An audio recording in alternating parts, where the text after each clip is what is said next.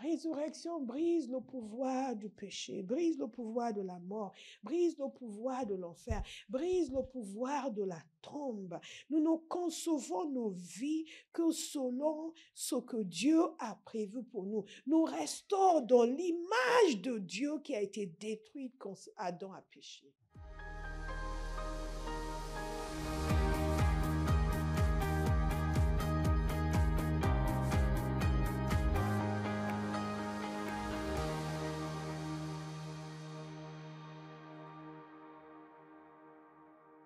Je vous invite à ouvrir avec moi dans Actes chapitre 2, verset 43. Nous allons voir beaucoup de passages. Beaucoup de passages aujourd'hui. God is so good. God is so good. Nous sommes en train de célébrer la résurrection de Jésus. Nous allons parler ce matin de la puissance de la résurrection. Il est important pour nous de comprendre pourquoi la résurrection est si capitale, est si nécessaire, est si indispensable. Nous ne pouvons pas croire à la résurrection si nous ne croyons pas que c'est Jésus qui a été crucifié. Nous avons entendu notre bien-aimé témoigner du fait que certains lui disaient que Jésus n'a pas été crucifié. Dieu l'aimait trop pour le tuer, qu'il l'a remplacé avec quelqu'un d'autre. Et elle a expliqué tout ce que Jésus a enduré, que personne n'aurait pu faire ça. Mais il y a une raison plus fondamentale. C'est que Jésus n'a pas été crucifié parce que les hommes voulaient le crucifier. Jésus a été crucifié parce que le Père l'a envoyé pour payer pour nos péchés. Et si quelqu'un d'autre l'avait remplacé, nous serions toujours dans nos péchés. Il n'y aurait pas de moyen de salut pour l'humanité. Est-ce que vous me suivez? Jésus est allé à la croix de son propre gré. Et quand les gens vous disent non, ils l'ont remplacé, ils n'ont pas lu les évangiles. Parce que dans les évangiles, vous voyez que Jésus lui-même disait qu'il irait à la croix. Alléluia. Et qu'il est venu pour cela.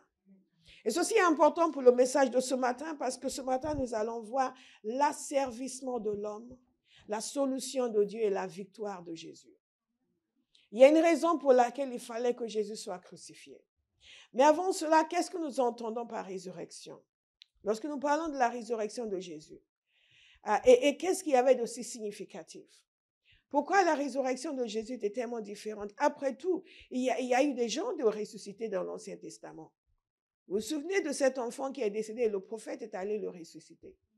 N'est-ce pas? Jésus lui-même a ressuscité Lazare. Il a ressuscité le fils de la veuve. Donc, Jésus ressuscite, qu'est-ce qu'il y a de si extraordinaire?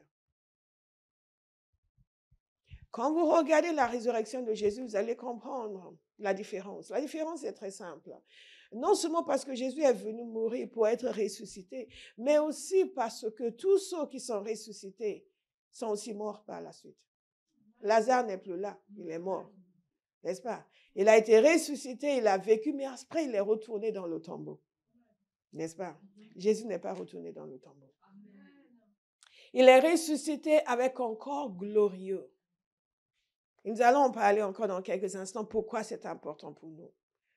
Il est ressuscité et nous a précédés dans l'immortalité. La résurrection dont il est question ici, c'est une résurrection dans l'immortalité. Tous les gens que Dieu a ressuscités, que Jésus a ressuscités, sont morts encore, restaient mortels. Gardez cela à l'esprit. Et cela a sa signification. Parce que la parole de Dieu nous dit qu'il vit toujours pour intercéder pour nous. Si Jésus était décédé, il ne pourra plus intercéder pour nous. C'est la raison pour laquelle on ne prie pas à des chrétiens qui sont morts. On ne prie pas à des saints, entre guillemets, qui sont morts. Ils sont morts, ils ne peuvent pas intercéder pour nous. Il n'y a que Jésus qui peut intercéder pour nous. La parole dit qu'il est toujours vivant pour intercéder pour nous. Donc, aucun être mortel ne peut intercéder pour nous. Alléluia. Qui n'est plus sur terre, je veux dire. Donc, il est mort pour ne plus jamais mourir. Il est ressuscité pour ne plus jamais mourir. Et nous avons eu une lecture un des récits de sa résurrection. Lorsqu'on recoupe les différents récits de sa résurrection, nous avons plus ou moins cette image de Jésus qui est allé à la croix, Jésus qui est mort, qui a été ressuscité, et ensuite est apparu à Marie de Magdala, dont il a chassé 7 démons. Entre parenthèses, il n'est pas dit dans la parole de Dieu que Marie de Magdala était prostituée. Et à ce mythe, il est dit dans la parole qu'il a chassé 7 démons. Amen. Et ensuite, il est apparu aux autres femmes. Nous savons aussi qu'il est apparu à Pierre. Il est apparu ensuite aux 2 disciples sur le chemin d'Emmaüs, qui parlaient entre eux et Jésus est arrivé et il a commencé à leur parler. Et c'est après qu'ils se sont rendus compte que c'était Jésus. Ensuite, il est apparu aux 11 sans Thomas. Et Thomas a eu beaucoup de mal à le croire. Mais une semaine après, il est apparu à tous avec Thomas. Mais ensuite, il est apparu à d'autres. Nous avons lu ce passage en 1 Corinthiens 15. Notre bien-aimé nous a lu ce passage. Il est apparu à d'autres en Galilée, à ses disciples aussi, mais il y a une fois plus de 500 personnes à la fois. Et ensuite, il est apparu avant cela, je crois, à Jacques, son frère, qui ne croyait pas en lui de son vivant, mais qui après est devenu chef de l'église à Jérusalem, ce qui veut dire qu'il a bien cru en lui après. Ensuite, Paul a parlé du fait qu'il est apparu à lui-même. En ce moment-là, il était déjà monté au ciel. Donc, il est important pour nous de comprendre que la résurrection est si capitale dans l'histoire chrétienne que Dieu a pris le soin de faire en sorte qu'il y ait plusieurs témoins oculaires. Et apparaître à plus de 500 personnes à la fois, 500 personnes ne peuvent pas faire une hallucination en même temps. Et non seulement cela, ces 500 personnes l'ont vu. Et Paul disait au moment où il écrivait que certains étaient encore vivants. C'est quand même extraordinaire. Amen. Pourquoi? Parce que c'est la pierre angulaire, c'est le cœur de la foi chrétienne. Et nous avons vu ce passage que nous allons relire par rapport au fait que si Christ n'est pas ressuscité, notre foi est vaine. Et je commence avec ces propos pour que vous puissiez comprendre que ce n'est pas négociable, dites non négociable. Il y a beaucoup de choses qui sont négociables, comme par exemple, quel type de chaise est-ce que nous utilisons à l'église? Faut-il des bancs ou faut-il des chaises? Il y a des gens qui vont argumenter pour dire que dans la Bible, ils ont utilisé des bancs. Les anglophones, par exemple, il y a toujours ces arguments sur la traduction de la Bible qu'il faut utiliser. Certains disent qu'il faut utiliser la King James, celle que les apôtres ont utilisée. Bon, ok, vous n'êtes pas anglophone, donc vous ne savez pas que c'est drôle ce que je viens de dire. Mais ce qu'il faut savoir, c'est qu'il y a des choses qui sont négociables. Quelle version de la Bible vous utilisez, etc. Mais il y a des non négociables. Et l'élément non négociable par excellence, c'est la résurrection de Jésus. C'est sur cela qu'on repose toute la foi chrétienne. Il est il peut faire ce qu'il fait dans la vie des humains parce qu'il est ressuscité. Alléluia. Oh, vous n'êtes pas là ce matin. Amen. Je savais que j'étais venue seule ici. Je le savais. Que vous êtes juste venus avec vos photos. Alléluia. Nous allons donc lire dans Actes chapitre 2. Dans Actes chapitre 2, verset 43, vous savez ce qui se passe, c'est l'apôtre Pierre qui est en train de prêcher. L'apôtre Pierre, le jour de la Pentecôte, les gens étaient émerveillés de dire, qu'est-ce qu'ils font? Qu'est-ce qu'ils disent? Ils sont ivres, ils sont fous. Il a dit, non, ce n'est pas ce que vous pensez. Il a commencé à prêcher. Les Israélites, écoutez ces paroles, au verset 22, pardon. Dieu vous a désigné Jésus de Nazareth, en accomplissant par lui au milieu de vous des miracles, des prodiges et des signes, comme vous le savez vous-même. Donc, il fait appel à leur mémoire collective. Parce que tout ce que Jésus a fait, tout le monde était au courant. Nous avons vu la semaine dernière son arrivée triomphale à Jérusalem, où les gens sont venus l'accueillir. La ville entière était troublée. Et après, quand ils ont décidé de le crucifier, les cris de crucifie-le, une foule, tout le monde était au courant. Donc, il les prend à témoin eux-mêmes. Et il leur dit, vous-même, vous savez, cet homme vous a été livré suivant le projet défini et la préscience de Dieu. Encore une raison pour laquelle vous ne pouvez pas accepter que quelqu'un vous dise que non, quelqu'un l'a remplacé, Dieu l'aimait trop pour le tuer. C'est ne pas comprendre que c'était dans la préscience de Dieu. C'était son projet. Et nous allons voir pourquoi. Cet homme vous a été livré suivant le projet défini et la préscience de Dieu. Entre parenthèses, c'est aussi une raison pour laquelle aucun chrétien ne peut être antisémite. Pendant des siècles, il y avait des gens qui détestaient les Juifs parce qu'ils ont tué le Seigneur. Non, ils n'ont pas tué le Seigneur. Le Seigneur est venu pour mourir. Amen. Alléluia. Et que c'est tout le contraire parce que notre Sauveur est venu sur terre comme un Juif. Alléluia. Raison de plus d'honorer le peuple juif. Parce que Jésus était juif. Oh, quelqu'un ne le savait pas. Il pensait qu'il était parisien. Il y a un jeune homme une fois qui m'avait demandé pourquoi Jésus n'est pas né à Paris. Heureusement que Jésus n'est pas né à Paris. Vous l'avez arrêté, vous l'avez fait mourir sur une croix par l'intermédiaire d'hommes impies. Mais Dieu a brisé les liens de la mort.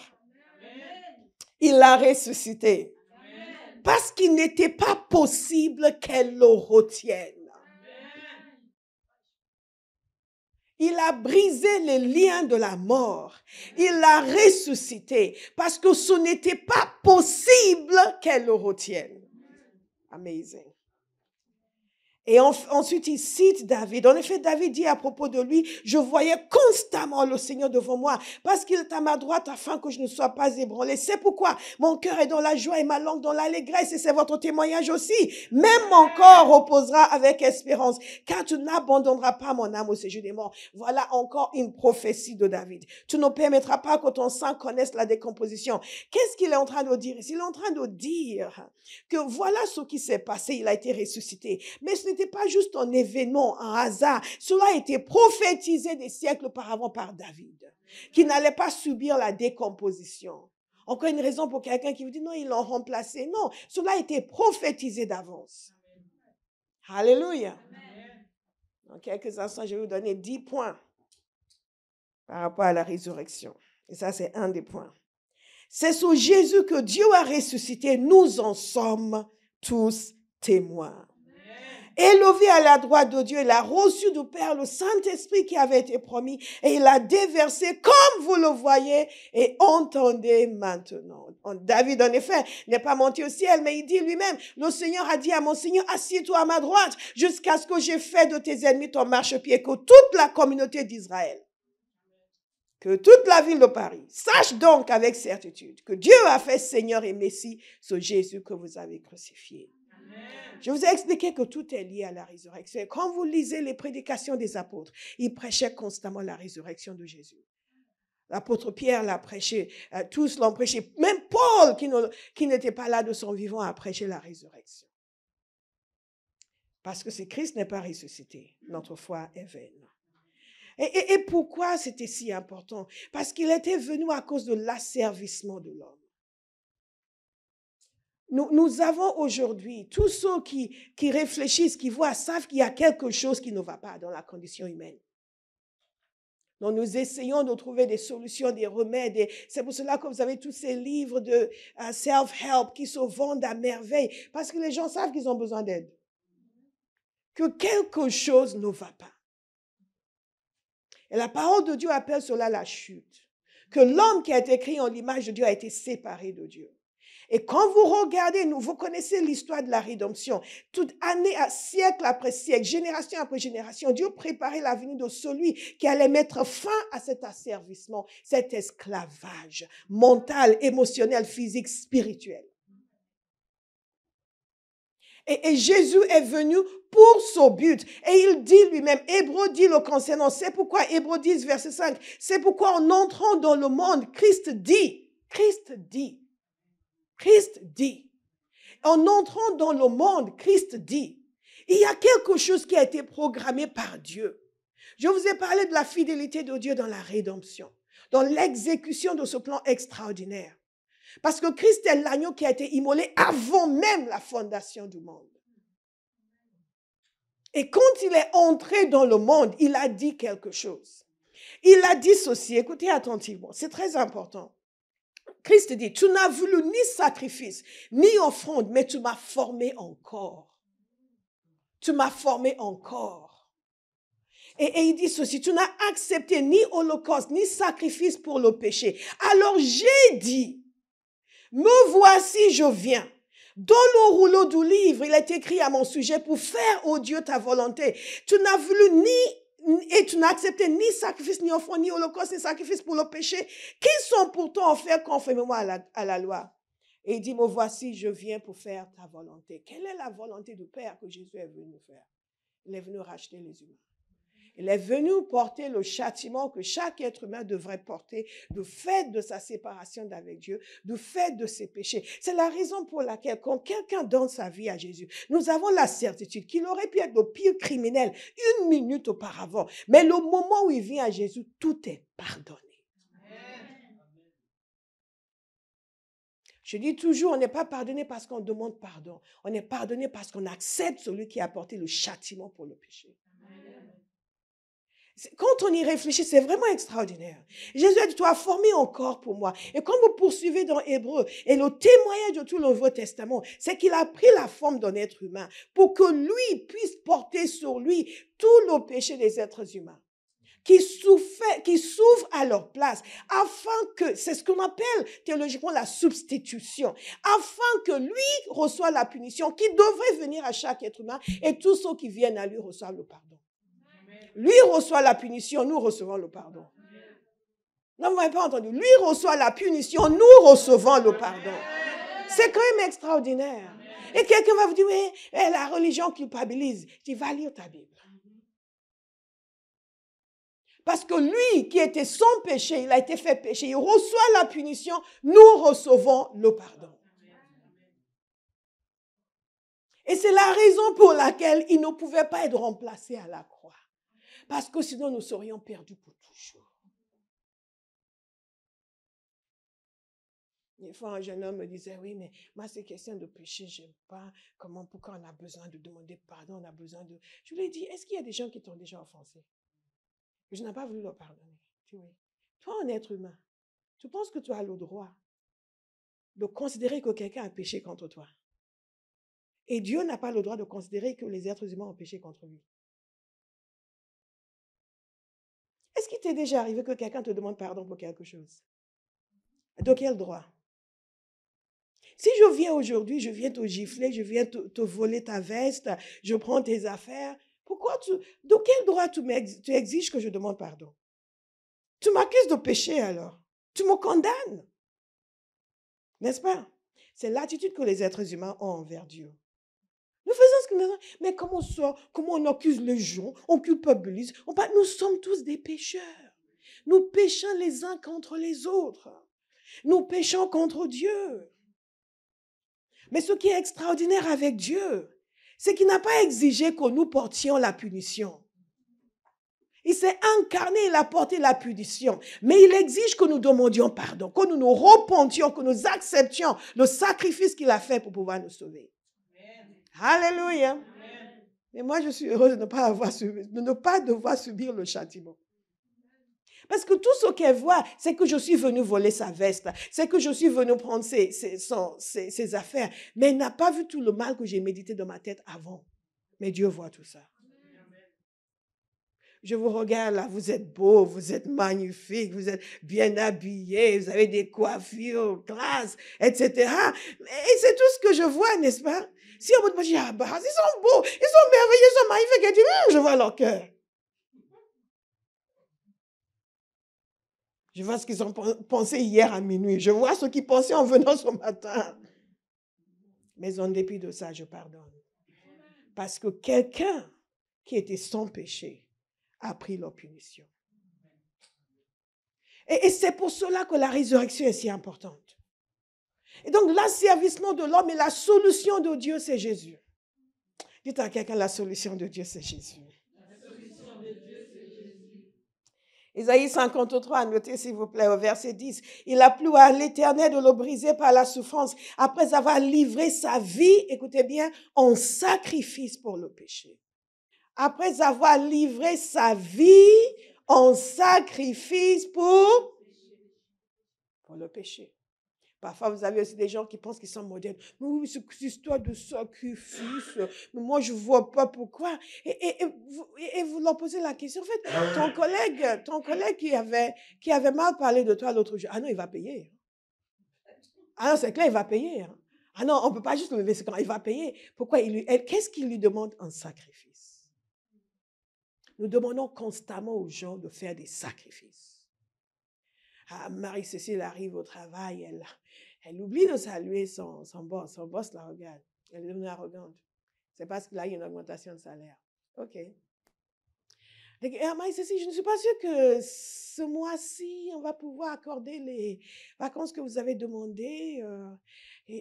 Non, mais j'avais demandé depuis longtemps. Ah, mais vous comprenez, votre travail depuis un certain temps, ce n'est pas vraiment ça. Mais maintenant, si vous acceptiez la proposition de votre collègue de le remplacer pendant 6 semaines, peut-être qu'on va pouvoir reconsidérer. Qu'est-ce qu'elle lui demande? Un sacrifice. Nous exigeons le sacrifice en continu pour pouvoir pardonner, pour pouvoir améliorer nos relations avec les gens. Et Dieu ne nous amène pas à exiger un sacrifice. Il s'est sacrifié. Et Jésus a dit que les sacrifices sous l'ancienne alliance ne suffisaient pas. C'était provisoire. Ce n'était pas ça ce que Dieu voulait. L'asservissement de l'homme, la solution de Dieu. Notez 2 Corinthiens, s'il vous plaît. 2 Corinthiens, chapitre 5, verset 21. Ça, c'est un passage que vous connaissez bien. En effet, celui qui n'a pas connu le péché, il l'a fait devenir péché pour nous, afin que nous devenions justice de Dieu. Apprenez-le par cœur, s'il vous plaît. Celui qui était sans péché, il l'a fait devenir péché pour nous, afin que nous devenions justice de Dieu. Et c'est la substitution. Amen. Amen. Donc, c'est la solution de Dieu. Qu'est-ce que tout cela a à voir avec la croix? Parce que l'accomplissement de l'œuvre de Dieu, c'est fait par le sacrifice, mais la confirmation, c'est fait par la résurrection. Parce que si Christ était resté mort, on n'aurait jamais su si Dieu avait accepté son sacrifice. Si Christ était resté mort, l'œuvre n'aurait pas pu se poursuivre. Nous allons voir dans la victoire de Jésus pourquoi la résurrection est si importante. Je vais vous donner 10 points. Je vous rappelle, frères, l'évangile que je vous ai annoncé, que vous avez reçu, dans lequel vous avez persévéré. Dites persévérer. Il est important de persévérer. Quand vous commencez votre marche avec Dieu, vous avez gagné une bataille. C'est que vous avez donné un chaos à tous les démons qui voulaient vous empêcher de croire en Jésus. Mais ensuite, vous devez persévérer. Parce qu'ils ne vont pas arrêter. Ils vont tout essayer pour vous amener, OK, nous avons raté une partie. Nous reconnaissons que tu es un grand homme. Mais tu es tellement important pour nous qu'on reviendra à la charge. Okay, nous allons persévérer. Et par lequel vous avez été sauvés. Si vous le retournez dans les termes où je vous l'ai annoncé, autrement vous auriez cru en vain. En d'autres termes, nous n'avons pas la liberté de concocter un évangile à notre sauce. Nous n'avons pas la liberté de dire, oui, mais je crois que Jésus est allé à la croix, mais la résurrection, je n'y crois pas trop. Je crois à la résurrection, mais ce n'était pas Jésus qui était à la croix. Ou, oui, je crois à la résurrection, mais moi, je pense que. Non, nous n'avons pas le loisir de créer une recette qui nous convient. C'est la vérité de Dieu et nous l'acceptons telle qu'elle. Sinon, allez créer la vôtre. Il y a beaucoup de sectes au monde. Regardez ce qu'il dit. Je vous ai enseigné avant tout, comme je l'avais aussi reçu, que Christ est mort pour nos péchés, selon les Écritures, qu'il a été enseveli et qu'il est ressuscité le 3e jour, selon les Écritures, et qu'il est apparu. Ensuite, il détaille toutes les personnes à qui Jésus était apparu, du moins certaines de ces personnes. Et ensuite, il parle de lui-même. Mais regardez ce qu'il nous dit plus tard. Ainsi donc, que ce soit moi, que ce soit eux, voilà ce que nous prêchons. Et c'est ce que vous avez cru. Amen.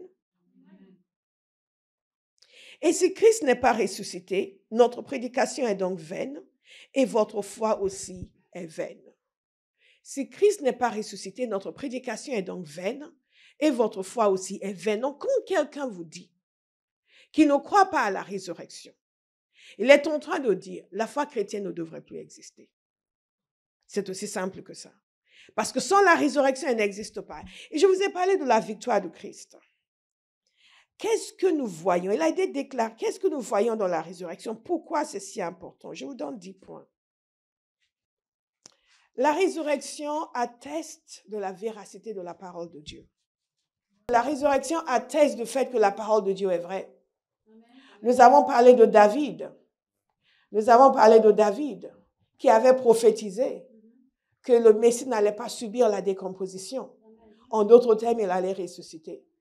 Et Jésus, plusieurs fois, parlait avec ses disciples. Il leur disait qu'il allait mourir et qu'il allait être ressuscité. Il leur a même dit, détruisez ce temple et je vais le ressusciter le 3e jour. Il disait, mais comment il se permet de dire ça? Il pensait qu'il parlait du temple qui avait été construit. Ils pensaient qu'il parlait de leur temple physique, donc ils étaient vexés. Mais Jésus parlait de lui-même. Et plusieurs fois, il disait à ses disciples qu'il allait mourir et qu'il allait ressusciter, mais ils n'ont pas cru. Dans Actes 13, 29, c'est l'apôtre Paul qui parle. Notez les références, s'il vous plaît. J'ai beaucoup de références pour vous. Comme ça, vous pouvez méditer. Nous devons savoir ce que nous croyons. Nous ne sommes pas à l'église juste pour crier, chanter et danser. Nous sommes là pour apprendre la parole de Dieu. Amen. Dans Actes 13, 29, c'est l'apôtre Paul qui parle. Il dit, après avoir accompli tout ce qui est écrit à son sujet, ils l'ont descendu de la croix. Notez ça. Après avoir accompli tout ce qui est écrit à son sujet. Après avoir accompli tout ce qui est écrit à son sujet. Donc, la résurrection atteste de la validité, de la véracité de la parole de Dieu. Ils l'ont déposé dans un tombeau, mais Dieu l'a ressuscité. Dites, Dieu l'a ressuscité. Dites-le avec vigueur. Dites-le comme si vous prêchiez sur la place publique. Dites-le pour que la France entière vous entende. Dieu l'a ressuscité. Avec plus de force, votre voisin dort. Dites, Dieu l'a ressuscité. Monsieur Ogedengbe? Dieu l'a ressuscité. Dieu l'a ressuscité. Mais Dieu l'a ressuscité. Et ça, c'est le cri du chrétien. C'est notre cri de victoire. Dieu l'a ressuscité. Dieu l'a ressuscité. Dieu l'a ressuscité. Dieu l'a ressuscité. Dieu l'a ressuscité. Dieu l'a ressuscité. Si vous ne retenez rien, ne retenez cela. Dieu l'a ressuscité. Dieu l'a ressuscité. Dieu l'a ressuscité. Alléluia. Et non seulement ça, il est apparu pendant plusieurs jours à ceux qui étaient montés avec lui de la Galilée à Jérusalem et qui sont maintenant ses témoins auprès du peuple. Et nous vous annonçons cette bonne nouvelle. Alléluia. En plus, il dit ceci, c'est la promesse faite à nos ancêtres. En d'autres termes, ce n'est pas sorti de nulle part. Cela a été dit et promis et dit et annoncé et Dieu l'a fait. Amen. Dieu une fidélité. Fidélité de Dieu. Et je vais annoncer à quelqu'un ce matin que tout ce qu'il a dit à votre sujet, il le fera. Il le fera. Nous ne pouvons pas voir toutes ces choses dans la vie de Jésus sans comprendre la nature de Dieu. Il est fidèle. S'il pouvait accomplir tout ça, qu'est-ce qu'il ne va pas accomplir dans votre vie? Et je dis, la connaissance de Dieu est notre solution pour toutes les questions que nous posons. Il l'a fait pour Jésus. Il le fera pour vous. Amen. J'ai dit, il le fera pour vous. Amen. Il le fera pour vous. Il le fera pour vous. Et au verset 38, il dit ceci. Sachez-le donc, mes frères, c'est par lui que le pardon des péchés vous est annoncé. C'est par lui, nous allons le dire ensemble, c'est par lui que le pardon des péchés vous est annoncé. Et c'est par lui que toute personne qui croit est libérée de toutes ses fautes. Alléluia. Alléluia. C'est ce que nous prêchons. Nous n'allons pas dire aux gens, viens prier, viens sous... Non, viens recevoir Jésus. Il va pardonner, il va libérer, il va délivrer parce qu'il est sorti du tombeau. Que tout ce qui a été dit a été accompli. Donc maintenant, my God, et c'est le deuxième point, c'est que par la résurrection, il peut sauver parfaitement. Délivrer parfaitement. Pardonner parfaitement. C'est pour cela que nous ne vivons pas avec la mauvaise conscience de ce que nous avions fait lorsque nous avions 25 ans et que nous sommes allés braquer la banque. Je ne l'ai pas fait, mais on ne sait jamais, vous l'avez peut-être fait. Et que nous sommes allés braquer la banque, que nous avons fait ci. Non.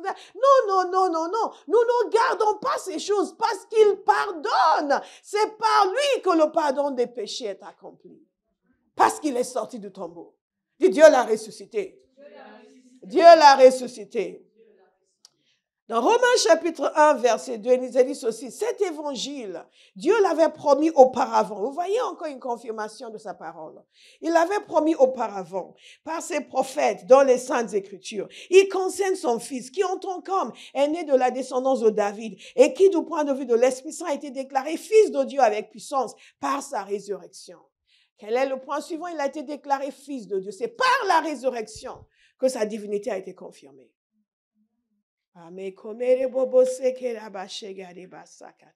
Donc, ceux qui nient qu'ils sont allés à la croix, les esprits qui disent cela, ils savent pourquoi. Parce que ce n'est pas à la résurrection qu'il a été déclaré fils de Dieu. Tout a été confirmé. I'm so excited. Je suis content que Jésus soit allé à la croix. Point suivant. Demandez-moi le point suivant. Quelqu'un doit exprimer son désir pour la parole de Dieu ce matin. Je ne viens pas vous imposer la parole. Moi, je connais déjà ce que je prêche. Donc, demandez-moi de vous dire quelque chose. Ok, je vais accepter. Ok. Par la résurrection de Jésus, tout ce qu'il a dit lui-même a été validé. Tout a été validé. Dans Matthieu 28, après sa résurrection, l'ange a parlé aux femmes. Remarquez ce que l'ange a dit. Il est important pour vous de savoir que Jésus n'a pas menti. Non seulement la parole le concernant a été validée, mais ses propres paroles ont été validées. Et l'ange dit aux femmes, il nous a dit au verset 5, mais l'ange reprit la parole et dit aux femmes, quant à vous, n'ayez pas peur. Vous savez pourquoi il dit quant à vous? Parce que juste avant ça, il nous a dit que les gardes tremblèrent de peur et devinrent comme morts. Et eux, là, ils peuvent trembler de peur parce qu'ils sont du mauvais côté. Mais vous, n'ayez pas crainte. Dites à quelqu'un, n'ayez pas crainte. Alléluia. Alléluia. Quant à vous, n'ayez pas peur, car je sais que vous cherchez Jésus. Ceux-là ne cherchent pas Jésus, mais vous cherchez Jésus. Il y a une différence entre ceux qui cherchent Jésus et ceux qui ne cherchent pas Jésus. Vous cherchez Jésus, celui qui a été crucifié. Il n'est pas ici, écoutez bien, car il est ressuscité comme il l'avait dit. Comme il l'avait dit. Bien-aimé, tout ce que Jésus a dit te concernant va s'accomplir. Comme il l'avait dit. Comme il l'avait dit. Il l'a dit et ça a été fait. Je prie que vous ayez la révélation de la véracité de sa parole. Ce qui semblait le plus improbable, il l'a dit et ça a été fait. Quel que soit ce qu'il dit, tout concernant aujourd'hui, ce sera fait. Amen.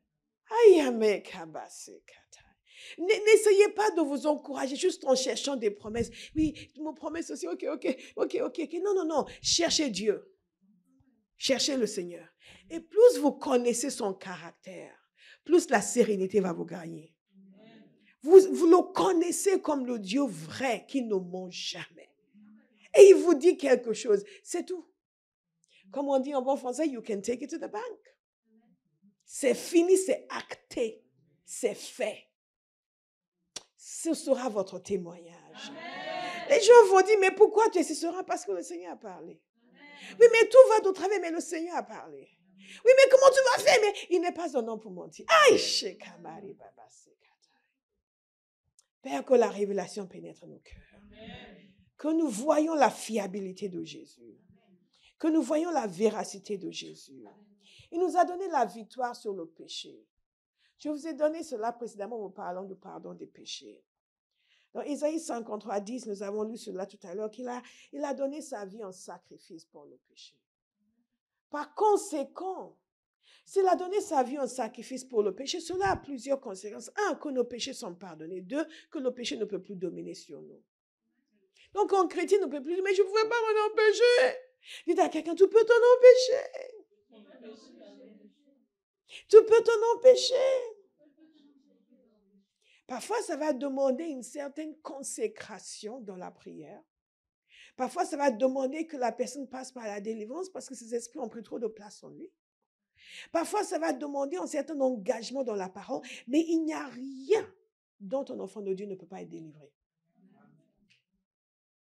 Aucun péché si terrible que nous sommes, je ne peux pas m'en empêcher, je ne sais pas ce qui m'arrive, quelque chose prend ma main. Tu as l'autorité sur quelque chose.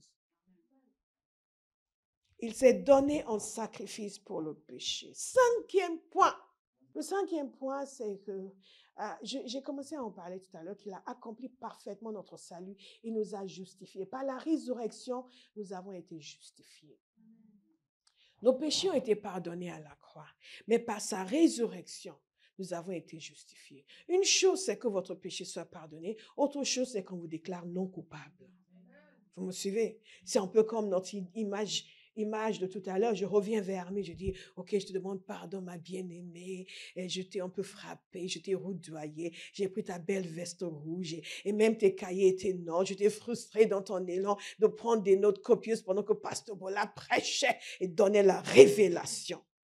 Donc, je viens te demander pardon. Elle me dit, OK, c'est pardonné.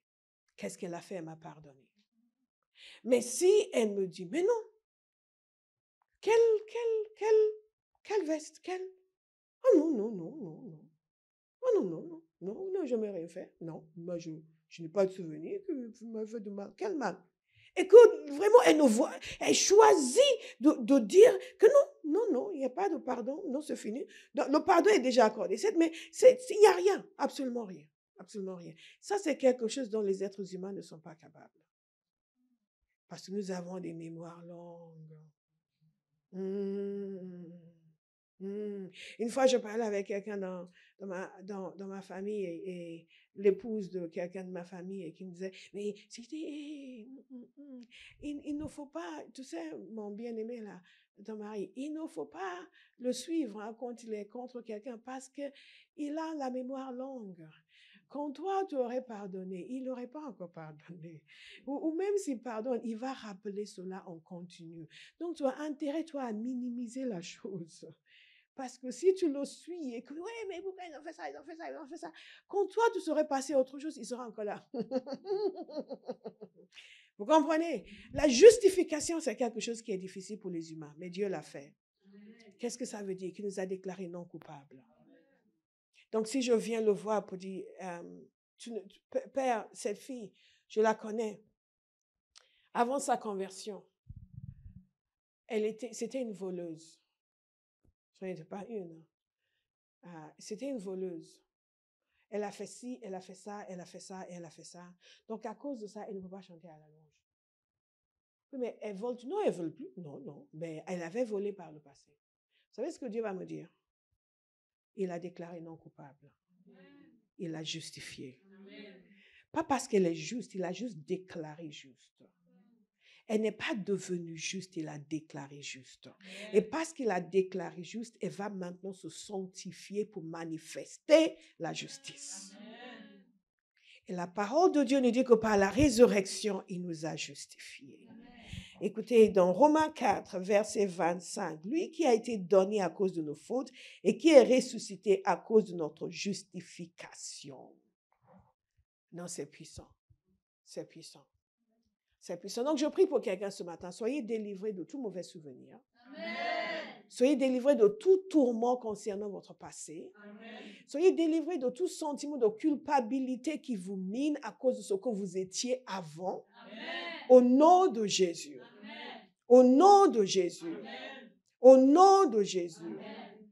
Et même de ce que vous avez fait il y a 10 minutes, pour lequel vous avez demandé pardon. Soyez délivrés de la culpabilité. Amen. Alléluia. C'est important pour nous de pouvoir recevoir la révélation. Ce n'est pas quelque chose d'humain, c'est divin. De pouvoir déclarer non coupable quelqu'un qui est coupable. Vous me suivez? Et quand vous en avez la révélation, non seulement vous êtes reconnaissant, mais vous devenez fidèle envers Dieu. Parce que vous savez que lui, il est de votre côté. Pas pour encourager vos péchés, mais parce qu'il vous délivre. Il vous pardonne. Et il ne vient pas vous dire, hé, toi là. Les gens mariés, vous savez comment c'est. Ah non, mon chéri, ma chérie, c'est fini, non, pas plus de ça. 2 mois après, tu recommences. Tu recommences. C'est la dernière fois. Mais non, je t'ai pardonné. Mais là, c'est comme ça que tu dites déclarer juste. Non coupable. À cause de la résurrection. Est-ce qu'il y a quelqu'un qui sait pourquoi on dansait tout à l'heure? Déclarer juste. Parce que si ça ne tenait qu'aux hommes. Non. Votre casier judiciaire. Comme ça. Et où que vous alliez. Vous avez déjà vu des gens, il y a quelqu'un, il devient président de la République. Vous voyez ses anciens camarades d'école? C'est qui? Pierre. On connaît Pierre? Monsieur le Président, c'est ça. Pierre. Non, mais Pierre, il venait à l'école, il n'avait même pas de chaussures. Il marchait pieds nus. C'est nous, on l'habillait. En d'autres termes, ils ne vont jamais vous laisser tranquille. Ils vont toujours vous ramener dans ce que vous étiez. Et c'est ce que Satan fait avec les chrétiens. Il vous ramène toujours dans ce que vous étiez pour que vous ne vous jouissiez pas pleinement de ce que Jésus a fait pour vous. Pour vous rappeler constamment. Oh, maintenant tu lèves les mains à l'église, tu danses, tu chantes. C'est pas toi qui sortais avec des hommes mariés. Oui, mais je me suis reportée à... C'est pas des gens comme toi qu'il faut à la louange. Il faut des gens qui ont grandi dans l'église, qui ne se sont jamais écartés. Toi, tu es sorti avec des hommes mariés. Après ça, tu as fait ceci. Tu as fait 3 avortements. Il y a 3 enfants qui sont morts à cause de toi. Et maintenant, tu veux intégrer la louange. Dites, c'est mon passé. Et il m'a déclaré juste. Pas parce que je suis juste, mais parce qu'il m'a accordé sa justice. Alléluia. Quand nous comprenons la justification, ça nous pousse à être obéissants, à être soumis à Dieu, à le servir, à l'honorer, parce que nous sommes reconnaissants. Nous savons d'où nous venons. L'apôtre Paul a dit, moi, je suis le pire, le dernier des apôtres. Il dit, j'étais un meurtrier, mais il m'a fait grâce. Dites à quelqu'un, il m'a fait grâce. Il m'a fait grâce. Si nous ne réfléchissons pas assez sur ces choses, nous allons continuer à être désinvoltes envers le Seigneur, envers le péché. Oui, mais je ne peux pas maintenant pécher. Ma main tremble. À chaque fois que je vois la souris, il faut que je regarde quelque chose. Mais Seigneur, garde-moi. Oh, garde. Vous êtes en train de regarder au Seigneur, garde-moi. Ah, ma main tremble. Ah, je vais jeter la souris. Et c'est parce que vous ne savez pas de quoi vous avez été pardonné. Et que votre cœur n'est pas rempli de gratitude envers celui qui vous a déclaré juste, alors que vous étiez la pire des personnes. L'apôtre Paul a dit, j'étais un meurtrier, un homme violent, mais il m'a fait grâce. Et maintenant, qu'est-ce que je fais? Je lui donne toute ma vie. Je prie que cette révélation entre dans le cœur de quelqu'un ce matin. Et quand vous dites, mais pourquoi tu es devenu si fou de Dieu? Parce qu'il m'a fait grâce. Moi qui insultais les chrétiens, j'insultais la Bible, cette Bible que je prêche aujourd'hui. Je l'insultais, je me moquais. Et des chrétiens qui venaient, je me moquais d'eux. J'apprenais des versets pour me moquer d'eux, pour les contredire, pour argumenter. Mais Dieu, la vengeance de Dieu est douce. La vengeance de Dieu est douce. Je me moquais, je sortais des versets, paf, paf, paf, pour les contredire. Et quelqu'un me dit, pourquoi vous prêchez? Ah, ça c'est la meilleure chose qu'il aurait pu faire de ma vie. Dis, la même bouche avec laquelle tu as maudit ma parole, tu vas maintenant l'utiliser pour l'annoncer. Amen. Et quelqu'un veut dire, mais pourquoi vous donnez autant? Ah, parce que j'ai été pardonné. Parce qu'il m'a justifié. Parce qu'il m'a déclaré, je n'ai pas, qu'est-ce que vous voulez? I have to live for God. Parce qu'il m'a déclaré non coupable. Alors que j'étais coupable. À cause de la résurrection. Donc, quand on dit ressusciter, vous allez ressusciter. Ah non, on n'est pas du même bord. Nous, c'est ressusciter. Ressusciter. Ressusciter. Parce que sa résurrection a fait beaucoup de choses pour nous. Il a fait de grandes choses pour moi. Je veux le louer, exalter son nom. Il est puissant, puissant. Il est puissant. Saint est son nom. Alléluia. Alléluia.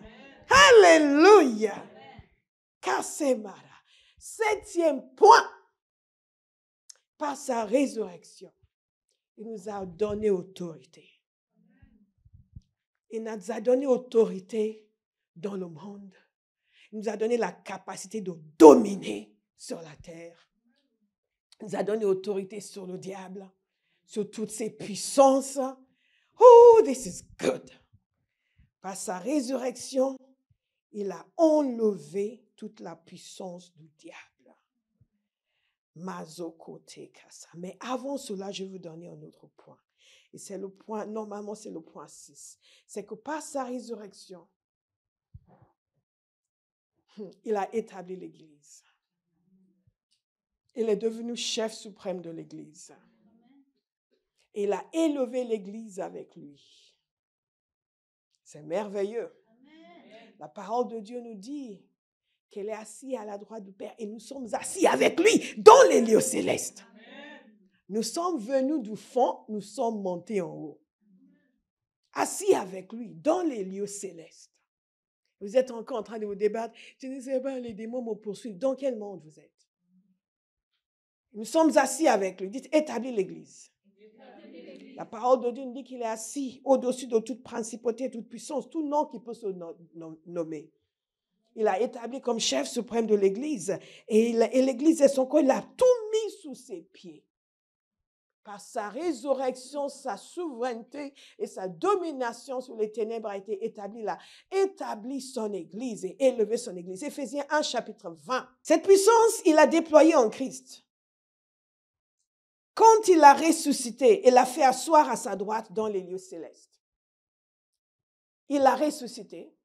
Et il l'a fait asseoir à sa droite dans les lieux célestes. Au-dessus, dites au-dessus, de toute domination, de toute autorité, de toute puissance, de toute souveraineté et de tout nom qui peut être nommé.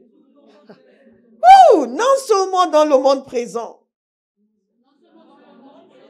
mais encore dans le monde à venir. Il a tout mis sous ses pieds. Et il a donné pour chef suprême à l'Église,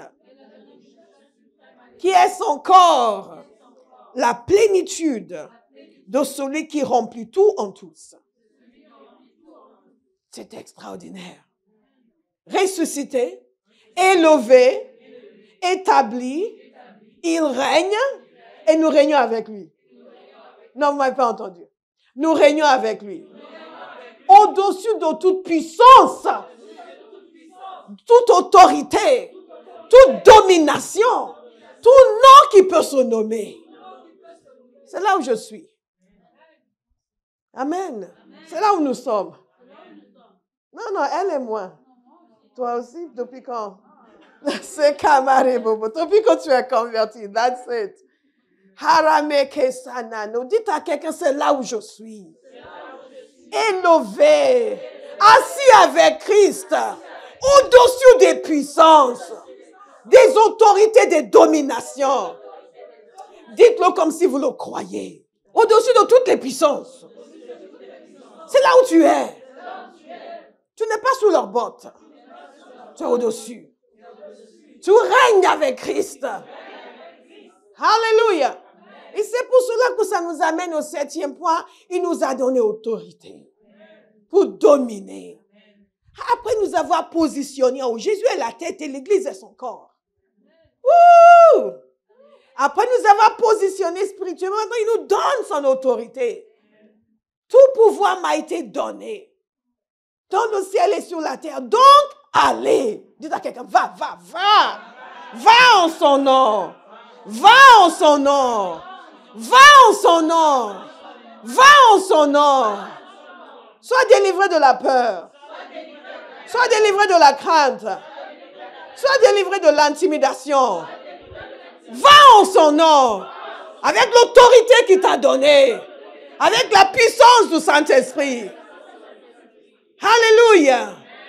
Il t'a rendu invincible. Alléluia.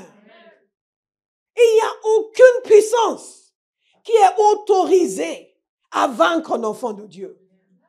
Si une puissance vous a vaincu, on devrait vous fouetter.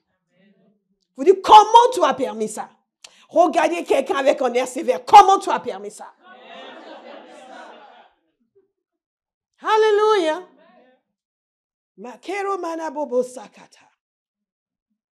À partir d'aujourd'hui, vous allez décider que vous devenez invincible. Qu'aucune domination ne va dominer sur vous. Dites-le maintenant, dites-le s'il vous plaît.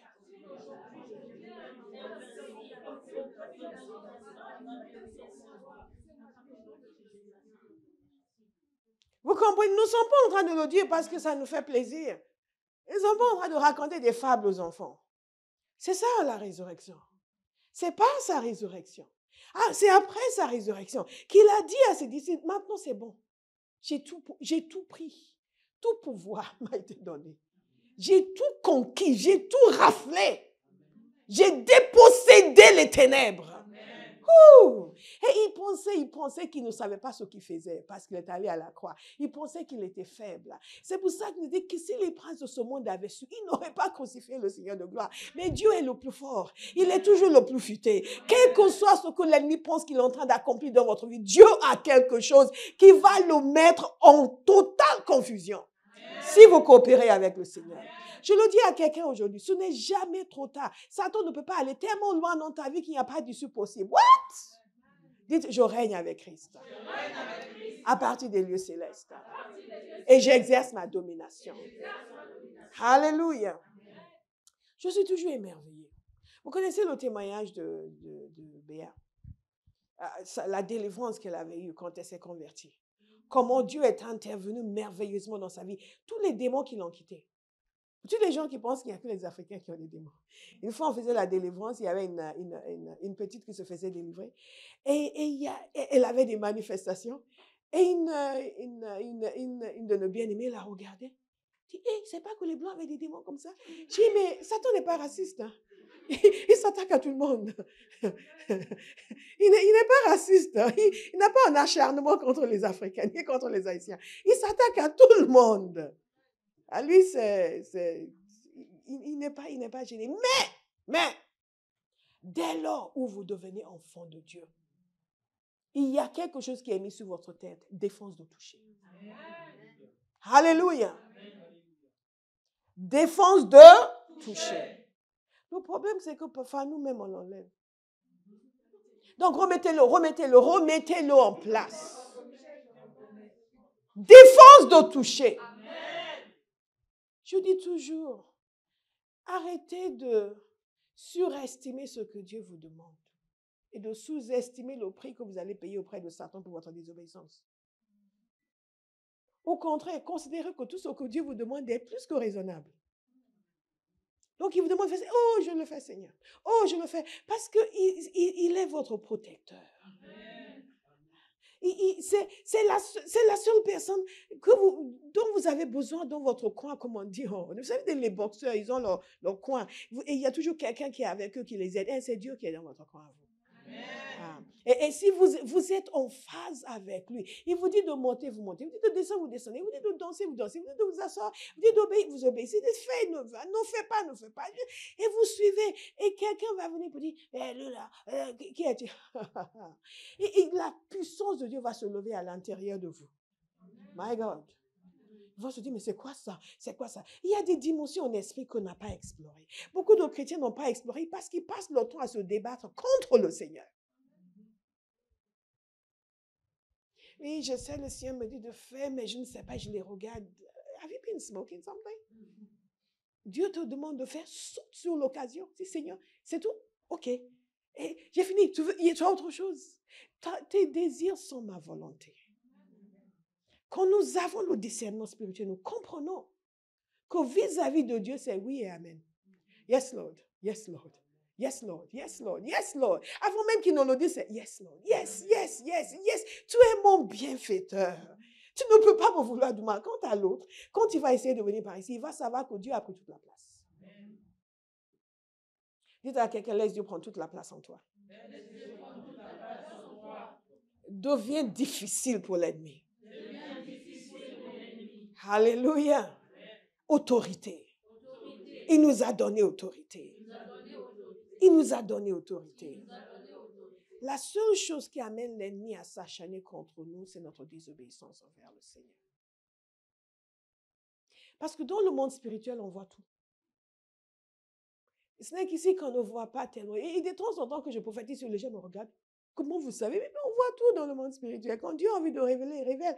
Mais ce que les gens ne savent pas, c'est que l'ennemi voit tout. Il sait qui est qui.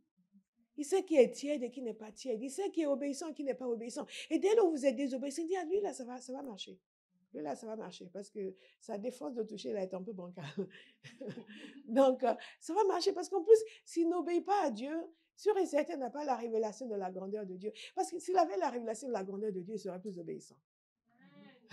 Donc, il n'a pas la révélation. S'il n'a pas la révélation de la grandeur de Dieu, il n'a certainement pas la révélation de son autorité. Donc, on va aller s'acharner. On va aller s'acharner. Et de temps en temps, même quand vous marchez droit, il va quand même venir tester au cas où il y a une faille quelque part qu'il n'a pas vue. Donc, il va jeter une pensée et vous allez... In the name of Jesus! Ah! Si vous êtes comme moi. Ah! Et il n'y a pas encore de faille. Bon, on va s'en aller, on va voir si on va revenir. Il a fait ça avec Jésus. Il est venu le tester. Il est parti. Et il prévoyait de revenir un autre jour. Et il pensait qu'avec la croix, il avait trouvé. Si les princes de ce monde avaient su. Il n'aurait pas conservé le Seigneur de gloire. Dites autorité. Autorité. Autorité. Autorité. Autorité. Mais s'il vient jeter une pensée et que vous êtes là, et que vous commencez à... Bon. Non. Mine de rien. Mine de rien. Et là, yes. Il va faire entrer quelque chose. De vos propres mains, vous allez commencer à enlever le défense de toucher. Vous enlevez jusqu'à ce que vous disiez, viens. Et ça nous se nourrit. Après, ça s'amplifie. Et ça s'amplifie. Et ça s'amplifie. Mais Jésus vous a donné autorité. Amen. Donc dites maintenant, stop au nom de Jésus. Stop au nom de Jésus. Stop au nom de Jésus. Stop au nom de Jésus. Alléluia. Amen. Alléluia. Amen. Alléluia. Amen. Notre bien-aimé ici nous a partagé une histoire d'un exercice d'autorité. Vous vous souvenez? Et des choses qu'il amenait depuis des années. Tout d'un coup, on avait fait une... C'est après un temps de jeûne, n'est-ce pas? En temps de jeûne, elle a reçu, elle était remplie. Oh. Et elle était allée prier. Je passe tout en contrôle. Elle était allée prier. Elle a prié plus longtemps que d'habitude. Et elle s'est souvenue de quelque chose que j'avais dit. Que je l'avais repris plusieurs fois dans la prière parce que tu t'es décroché trop tôt, c'est ça? Où tu rentrais dans tes trucs, tu rentrais dans une autre zone. Quand il fallait, elle restait dans une autre zone. Dans la prière, il y a des dimensions différentes.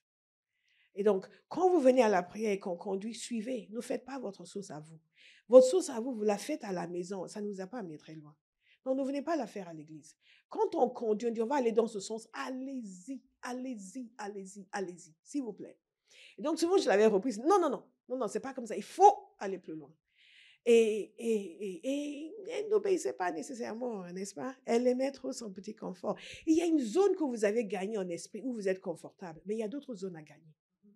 Vous me suivez? Il y a d'autres zones à gagner. Et c'est quand vous poursuivez, vous allez plus loin, que vous allez être confronté parfois à la résistance. Ça veut dire qu'il y a une domination à exercer. Et quand vous continuez, quelque chose va se casser. Et ce jour-là, à la maison, elle s'est souvenue que je lui avais fait ses reproches. Et donc, elle a décidé de poursuivre. Et elle a poursuivi.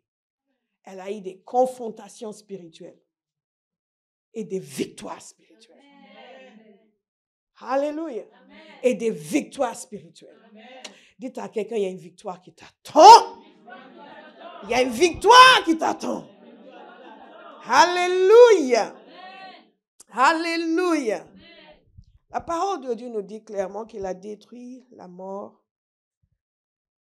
et la tombe. Il nous a donné la victoire. Il est sorti victorieux. Et sa victoire est notre victoire future. C'est notre victoire présente, c'est aussi notre victoire future. Parce que sa résurrection préfigure notre résurrection. Nous aussi, nous allons ressusciter. Avec des corps comme le sien. Des corps glorieux comme le sien. C'est quand même extraordinaire. La parole nous dit, nous avons chanté ce chant, mort, où est ta victoire? Le tombeau est déserté.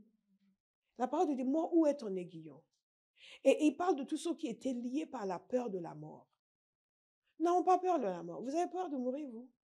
Non. Vous mourrez aujourd'hui, on va pleurer parce que vous allez nous manquer, mais on va se réjouir aussi parce que vous serez avec le Seigneur.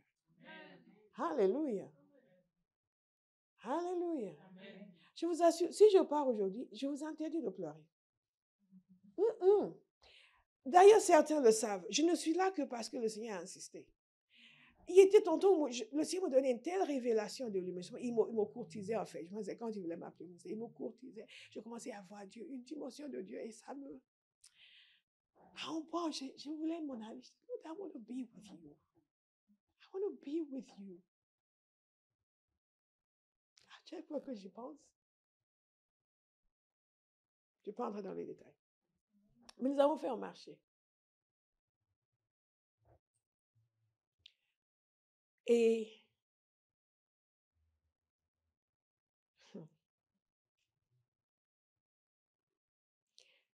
si je reste là, Père, c'est parce que tu vas utiliser ma vie. Est-ce que vous me suivez? Dieu peut se révéler à vous au point où vous perdez la saveur de tout le reste.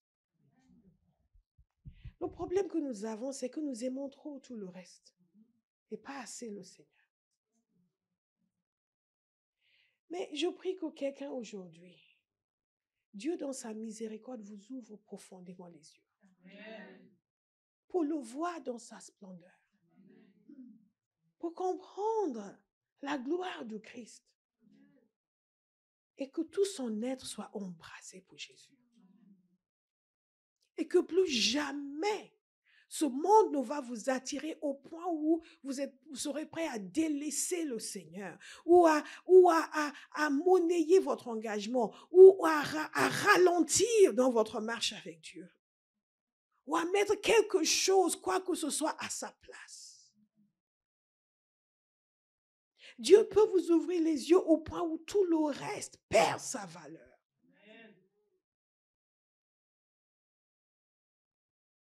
Et c'est pour ça que Paul peut dire, pour moi, vivre c'est Christ et mourir m'est en gain.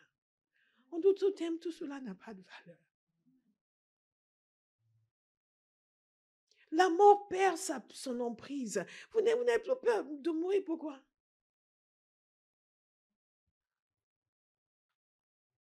Mais vous êtes là parce que vous savez que vous serez encore utile à Dieu sur la terre.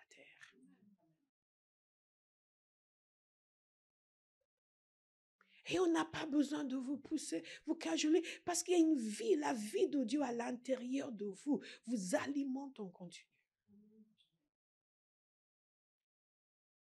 C'est la vie de la résurrection, la puissance de la résurrection qui agit en nous. La mort a été détruite, l'emprise de la mort a été détruite. De quoi avons-nous peur aujourd'hui? Nous sommes morts aujourd'hui, nous sommes avec Christ. Qui est infiniment mieux, nous disait Paul. Je prie que l'expérience de Paul devienne la norme dans l'Église aujourd'hui. Il y a des gens qui ils ne viendront que quand vous leur promettez quelque chose de matériel. Mais Dieu est la satisfaction du chrétien, pas ses cadeaux. La satisfaction du chrétien, c'est Dieu lui-même. Quand j'ai commencé à comprendre cela, j'ai dit, Père, si tu veux me bénir, bénis-moi avec toi-même. Tu es content de moi, tu veux me bénir, révèle-toi davantage. Permets-moi de goûter davantage à ta personne, de te voir, de te connaître.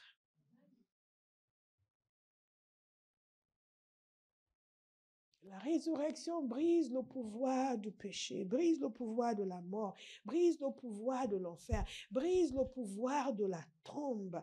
Nous ne concevons nos vies que selon ce que Dieu a prévu pour nous. Nous restons dans l'image de Dieu qui a été détruite quand Adam a péché. Restaure cette relation avec Dieu, cette relation harmonieuse avec Dieu. Par la résurrection de Jésus, les dons nous ont été donnés. La parole de Dieu nous dit dans Éphésiens chapitre 4 qu'il est monté sur les hauteurs Et non, que signifie il est monté? Sinon qu'il est aussi descendu dans les régions les plus basses de la terre. Celui qui est descendu, c'est celui qui est monté au-dessus de tous les cieux, afin de remplir tout l'univers. Et quand il est monté, qu'est-ce qui s'est passé? Donc, il est descendu dans la mort et il est monté dans la résurrection. Et la parole de Dieu nous dit que nous sommes morts avec lui, nous sommes ressuscités avec lui. Et donc, il y a cette nouveauté de vie qui nous est communiquée. Mais en montant sur les hauteurs, qu'est-ce que Jésus a fait? Il a donné des dons à l'Église. Il a donné des apôtres, des prophètes, des pasteurs. Tout ce que nous avons aujourd'hui, c'est parce que Jésus est ressuscité.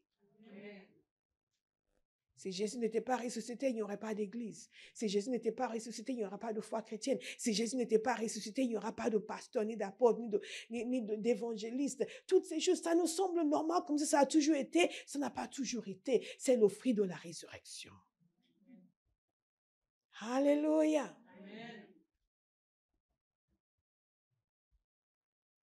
Et Jésus est celui qui était mort, mais qui vit.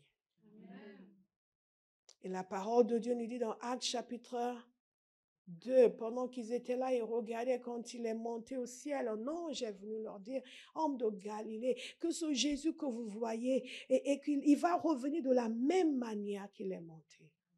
Sa résurrection, c'est aussi la garantie de son retour. S'il était resté dans la tombe, on ne pourra pas dire aujourd'hui qu'on attend le retour de Jésus. Alléluia. Alléluia. Alléluia. Parce qu'il est ressuscité, nos péchés sont pardonnés. Parce qu'il est ressuscité, nous sommes déclarés non coupables. Parce qu'il est ressuscité, notre casier judiciaire est effacé. Parce qu'il est ressuscité, nous marchons en nouveauté de vie. Parce qu'il est ressuscité, nous sommes libérés de la condamnation. Parce qu'il est ressuscité, il nous donne un nouveau départ. Parce qu'il est ressuscité, nous sommes réconciliés avec le Père. Parce qu'il est ressuscité, nous avons la paix et la joie dans le Saint-Esprit. Parce qu'il est ressuscité, nous sommes remplis du Saint-Esprit. Dieu vient demeurer en nous. Parce qu'il est ressuscité, nous avons la capacité de communiquer librement avec Dieu, d'avoir accès à lui. Parce qu'il est ressuscité, la puissance des ténèbres est brisée sur nos vies. Parce qu'il est ressuscité, nous avons autorité sur les puissances des ténèbres. Parce qu'il est ressuscité. Quelqu'un va se lever et remercier le Seigneur.